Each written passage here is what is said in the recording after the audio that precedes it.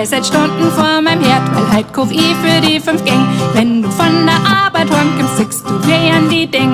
Stundenlang in Bücherbladel und Rezepte ausgesucht, blanchiert, flambiert und filetiert, und wenn du schief gegangen ist, geflucht. Und nach 6 Stunden richte ich um mit Zirkel und Lineal, hab extra noch ein Geschirr gekauft, heut ist was geht egal. Und endlich kommst du heim und hockst dich hier und ich servier.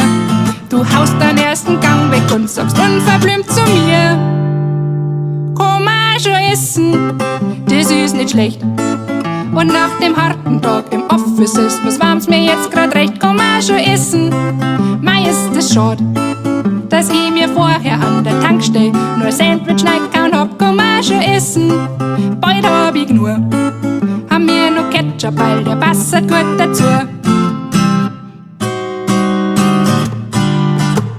Ich renn den ganzen Tag durch Minge wie ein Depp von A nach B. Ich kauf mir einen Fashion-Fummel, heut mach ich mich für die Ski. Lass mich stundenlang beraten in der edelsten Boutique.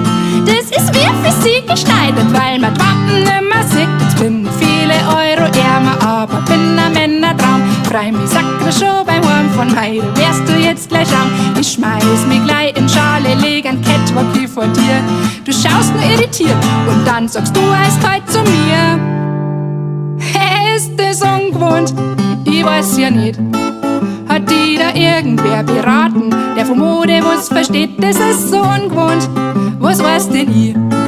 Da musst du mal einen Profi, frag doch bitte, frag doch da nicht mich. Ist das ungewohnt? Du und so schön. Du solltest wirklich mal zur Typberatung gehen. Ich hab mir extra Urlaub genommen, heut ramm ich die Bude zusammen. Heut tu ich Staubsaugen, bügeln, abstauen, wischen, Fenster putzen, dann wechsel ich vom Bett die Laken, die waren lang schon an der Zeit. Und der Rasen draußen im Garten, der ist auch wieder so weit. Ich bring die Flaschen zum Container und mach Ordnung im Büro. Währenddessen schmeiß vom Ufer ich die Pyrolyse an.